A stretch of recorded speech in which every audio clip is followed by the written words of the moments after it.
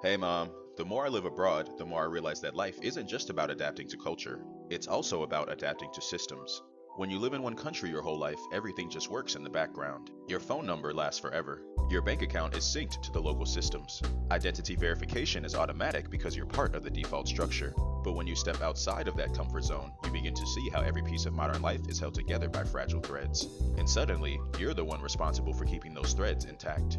That's what hit me when I renewed my Thai SIM card. I thought I was just topping up data, but in reality I was maintaining a digital anchor to an entire country. That phone number is tied to my bank account, my identity verification, my access to money, and my ability to exist within the Thai financial ecosystem. And because that banking app also works in other countries across Asia, this number doesn't just serve Thailand, it's part of my mobility across borders. Losing it isn't a minor inconvenience.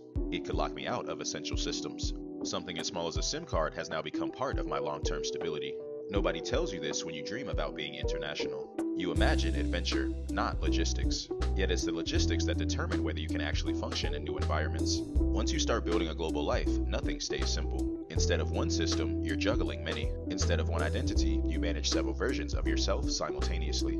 It's easy to romanticize the idea of being a global citizen. It's easy to picture flights, new cultures, flexibility, and freedom. But real global living is about maintaining infrastructure across multiple countries.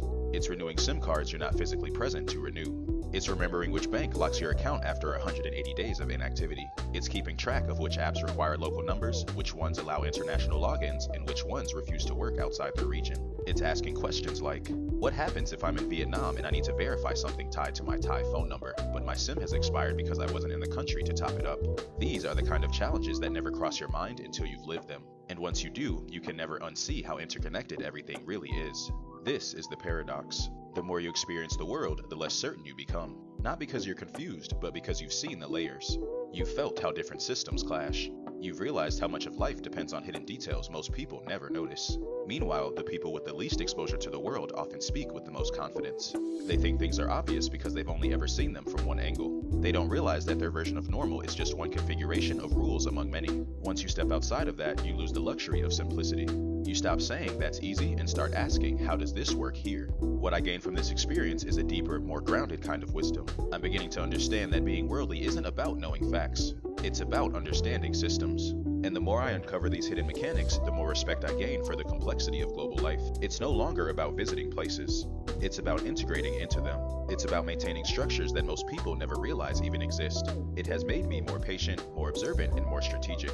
It's made me see the world as a living network rather than a collection of destinations.